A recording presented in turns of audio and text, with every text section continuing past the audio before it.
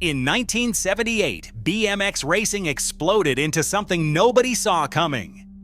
Freestyle shows that drew stadium-sized crowds and sparked the rise of icons like Bob Haro, Eddie Fiola, and Mike Buff. Old-school BMX legends and tricks that blew our minds isn't just nostalgia. It's the true story behind how a handful of daredevils defied broken frames, skeptical sponsors, and serious risk to invent a sport and tricks the world thought were impossible. But what was it about their first wild demos that changed everything forever? Spring 1978 at Magic Mountain brought something nobody in BMX had truly seen before. Bob Haro rolled out during a packed action sports weekend, not to race, but to perform. Instead of chasing a finish line, he started pulling wheelies and balancing tricks in front of a crowd that stretched across the park. The official numbers for that day are lost to history. But Magic Mountain's spring events regularly drew tens of thousands. Haro's stunts weren't just a sideshow. They drew as much attention as the main races, with kids pressing up against the barriers, shouting for more. Haro later described it simply. It wasn't the racing, it was the reaction. Kids wanted to do more than win, they wanted to create. That first freestyle demo flipped the script. Riders and promoters saw that the thrill wasn't just about speed. It was about what you could do with the bike itself. How far you could push balance, style, and creativity. But the race bikes they used couldn't handle the pounding. Frames bent, forks snapped, and Haro, who was also a trained artist, started sketching new designs that could survive the tricks. Those first drawings, made in his bedroom in 1978, were the seeds of a new kind of BMX. Suddenly, performance wasn't just an extra. It was the main event. The crowd's reaction at Magic Mountain showed there was a hunger for something beyond racing, and Haro was ready to answer it. That moment set freestyle BMX on its own path, and it all started with one rider, a borrowed track, and a crowd that couldn't look away. Eddie Fiola stood out from the first moment he hit the ramps. By 1983, crowds at Marina del Rey watched him blend flatland balance with vert air, making every show feel unpredictable. Fiola's riding wasn't just about landing tricks. It was about putting on a spectacle. He'd launch into the air, twist his body, and somehow keep the bike glued to his feet. At AFA ramp demos, his style turned heads and set new standards for what was possible on two wheels. Riders and fans remember the way he'd improvise mid-run, sometimes inventing moves on the spot. That willingness to push through broken parts or missed landings gave him a reputation as the king of the skate parks. Mike Buff brought a different energy. On the blacktop at Venice Beach in 1982, Buff was known for his patience and relentless practice. He'd spend hours working out the physics of balance, inching his way through new forms of control. Buff's experiments with balance and timing led to some of the earliest flatland sequences, using the bike less as a machine and more like a dance partner. He didn't just ride, he studied every movement, searching for new possibilities in every session. Those early mornings and late afternoons on the coast shaped a generation of riders who saw BMX as more than sport. It was a creative outlet, a way to leave a mark.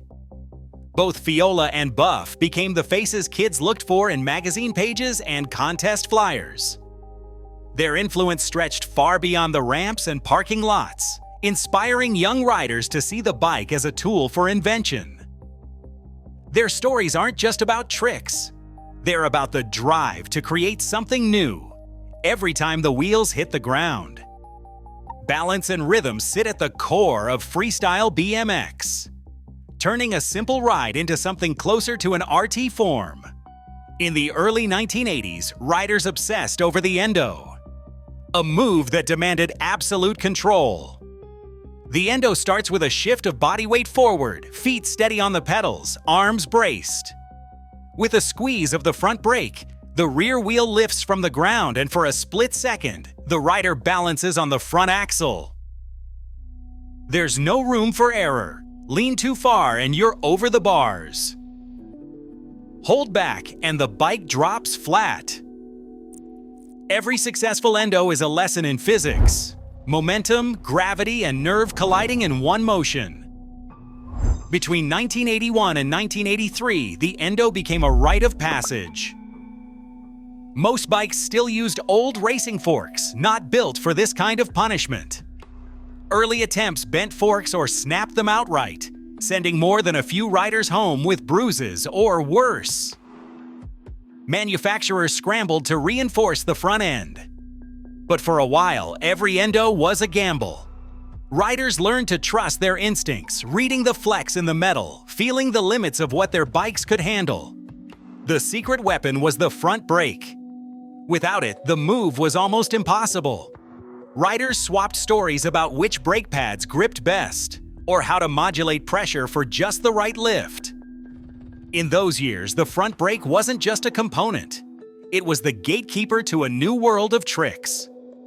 From the endo, the Rockwalk took things further. Instead of stopping at the balance point, riders used momentum to rock the bike backward, then forward again, almost like a pendulum. The trick demanded a different kind of rhythm. Now both balance and timing were on display. With each rock, the rider shifted weight from front to back, the front brake pulsing on and off. The rear wheel bounced, the bars twisted, and the whole bike seemed to dance in place. The best Rockwalks looked effortless, but they required hours of practice and a feel for the bike that bordered on obsession. Forks and head tubes took a beating during these sessions. Early Rockwalks pushed equipment to its breaking point. Riders started to notice stress cracks near the fork crown, a warning sign that the next attempt might end in a crash. By 1983, reinforced frames and thicker forks began to appear, but the risk never fully disappeared. What kept riders coming back was the sense of flow. When a Rockwalk clicked, the bike and rider moved as one, each weight transfer and brake tap perfectly in sync. These early tricks weren't just about impressing a crowd. They laid the foundation for everything that followed.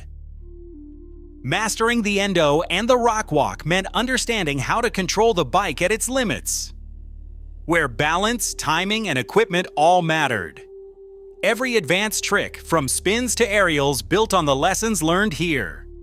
Riders who could hold an endo or flow through a Rockwalk had the building blocks for the more theatrical moves that would soon define freestyle BMX. In those moments, with the world balanced on a single wheel, the possibilities felt endless. Standing the bike upright on its rear pegs, the cherry picker demanded absolute nerve. Riders would lock the rear brake, grab the bars, and tilt the frame nearly vertical, stretching their bodies out for balance. This move, first seen lighting up AFA contests in the mid-80s, turned heads not just for its difficulty but for the way it transformed the bike into a pedestal. The cherry picker wasn't just a trick, it was a showstopper, often saved for the last run in a contest. A missed balance could send the rider tumbling backward, but when pulled off clean, the crowd's reaction was instant. The trick pushed equipment to the edge. Pegs and reinforced dropouts became essential, and stories of cracked frames or bent axles followed every session. From the poised stillness of the cherry picker, the action snapped into motion with the Boomerang. Here, the rider would launch the frame in a full circle around the handlebars, jumping or ducking legs over the top tube as the bike spun beneath. The mechanics were unforgiving. Upper body strength, timing, and total commitment. A single misstep, and the bike could slam into ankles or shitsadis. Early attempts often ended in bruises, but the Boomerang's bout spectacle kept it in the spotlight. Contest judges and magazine editors called it the ultimate crowd stunner, and for a while it was the trick every young rider wanted to master. The move placed huge stress on the stem and headset. Before gyros and detanglers, tangled brake cables were common, and more than a few riders learned to fix their own bikes after a failed spin. Then came the Miami Hopper, a trick born from the flatland scenes in Florida but spread nationwide after demo tours. Riders stood still, gripped the front pegs, and snapped the front wheel high, hopping in place with a burst of forward momentum. Unlike the classic bunny hop, the Miami Hopper was all about vertical pop and style. How high could you go? How steady could you land? The original steel pegs, rough and sometimes slick, made grip a challenge. Early frames took a beating, and the risk of slipping off a peg was always there. Yet the move's regional flavor caught on, inspiring local scenes to develop their own versions. Magazine features and contest footage drove its popularity. And soon, every flatland rider worked the Miami Hopper into their routine. Each of these tricks raised the stakes, not just for the rider, but for the equipment. Frames bent, stems cracked, and every new move forced manufacturers to rethink design. Riders learned the hard way where the limits were, and every contest run was a test of nerve and hardware. The spectacle drew fans in, but it also served as a reminder. These tricks demanded respect and a healthy dose of caution. Today, a helmet and pads are standard, but in those days, risk was part of the show. The Cherry Picker, Boomerang, and Miami Hopper weren't just about skill. They were about pushing the boundaries of what a bike and a rider could do. Flatland Tailwhip was the ultimate test of nerve and precision. Riders balanced on the front pegs, kicked the frame into a spinning arc, and tried to catch it before landing. The risk wasn't just in the trick itself, but in the equipment. Before the mid-80s, handlebars and brake cables twisted together after half a rotation, locking up and sending riders over the bars. Injury reports from AFA contests in 1984 and 1985 tell of sprained wrists, jammed fingers, and bikes launched across parking lots after a failed whip. Magazine features called the tail whip a holy grail, a move that could make or break a reputation in a single attempt. The cable hazard forced a breakthrough. In 1985, the detangler known as the gyro arrived. Suddenly, handlebars could spin without cables binding up. Odyssey's patent filings and trade press from 1986 show how quickly the gyro became standard. Shops couldn't keep bikes with the new hardware in stock. The detangler didn't just make tricks safer, it opened the door to a new era of technical riding. Still, the tail whip demanded total commitment. Miss the catch, and the frame could whip back hard, leaving bruises as a reminder of the risk. If tail whip was about trusting the bike, the decade was about trusting the buy. The move required a full 360-degree spin around the handlebars, landing back on the pedals in one motion. The principle was simple: let go, commit, and hope timing brought you back to earth. Early attempts rarely ended clean. Most finished in tangled feet, pinched knees, or a hard crash. Magazine spreads from 1985 and 1986 show only a handful of riders landing a true decade. And even then, it was reserved for finals or covers. The decade became a signature of flatland progression, demanding explosive power and a willingness to risk a wipeout that could end a season. Every session built on the mechanics of earlier tricks, but the decade required a leap. Riders gripped the bars, launched into the air, and spun around the stem with no safety net. The gyro made the trick possible, but never risk-free. When a decade landed clean, the reaction was instant. Cheers, shouts, and the sense that something rare had just happened. The bunny hop brought everything back to basics. It looked simple. Pull up the front, snap the rear wheel, clear an obstacle. But the timing and body mechanics were everything. Early frames weren't built for repeated impact. Riders learned to preload their arms and legs, using the bike as an extension of themselves. The bunny hop became the gateway to every new trick and contest run. The move that turned a bike from a machine into a tool for invention. As tricks grew more complex, safety became impossible to ignore. Helmets, pads, reinforced frames, and equipment cards with warnings became the norm. Yet the real protection was always practice, preparation, and respect for what could go wrong. The lessons of the tail whip, the decade, and the bunny hop set the standard for riding with skill and guts. In 1986, a single movie sent BMX into overdrive. Rad hit theaters with wild stunt sequences, real pros as doubles, and a soundtrack that burned into every rider's memory. The film's Hell Track race became an instant legend, and suddenly, BMX wasn't just a backyard thing. It was front and center in pop culture.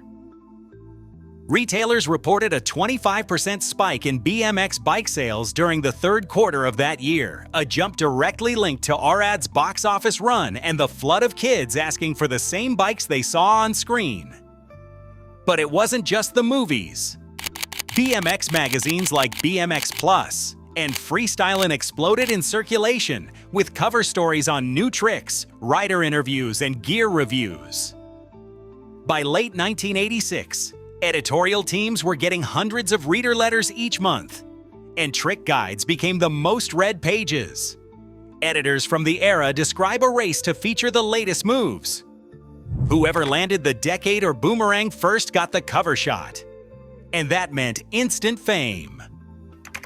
Historian interviews confirm that magazine hype cycles drove contest entries through the roof. And every new trick preview meant bigger crowds and more kids grabbing their bikes to try something new. The leap from underground scene to household name happened almost overnight, powered by the screen and the printed page. Brand rivalries in BMX were as fierce as any contest run. By the mid-1980s, every top rider was a target for sponsorship deals. Haro, GT, and Skyway all fought to sign the next big name, sometimes offering cash, sometimes exclusive rights to new tricks. Team managers would show up at AFA events, watching for riders who could pull off moves nobody else dared. A single contest win could mean a new contract and a bike built just for you. But the real battleground wasn't just on the ramps. It was in the workshop.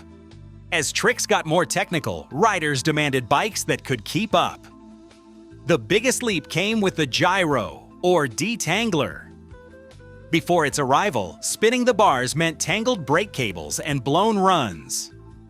In 1985, Odyssey filed the first major patent for a gyro system, but Haro and ACS Rotor had competing designs, and the legal battles got heated. A settlement in 1987 changed everything. Suddenly, every brand could offer a detangler, and prices dropped fast. Bike shops reported double the sales in a single year. For riders, it meant more tricks, fewer repairs, and a level playing field, no matter which name was on your frame. We'd see a new trick on Friday, and by Monday, kids wanted their bikes modded to match. The gyro was the game changer. Once it hit, everyone could spin bars all day. The rivalry pushed brands to innovate, but it was the riders who reaped the rewards. Each hardware breakthrough unlocked new possibilities, fueling the next wave of legendary tricks. In 1986, the release of R8 and a 25% spike in BMX magazine sales marked the moment freestyle BMX captured the mainstream. Archival footage shows how Bob Haro, Eddie Fiola, and Mike Buff redefined what a bike and a rider could do, pushing boundaries with tricks like the Decade and Flatland Tailwhip. The mid-1980s detangler patent settlement not only lowered hardware prices, but also made advanced tricks safer and more accessible, fueling a new generation of riders. Yet some details, like the exact origins of certain moves or the full Magic Mountain demo crowd size, are still debated among historians. Today, the influence of these pioneers is clear. Modern trick design and BMX events still trace their roots to the innovations and rivalries of the 1980s. What's proven is that the old-school era forever changed the sport, setting a standard for creativity and courage that endures wherever BMX bikes roll.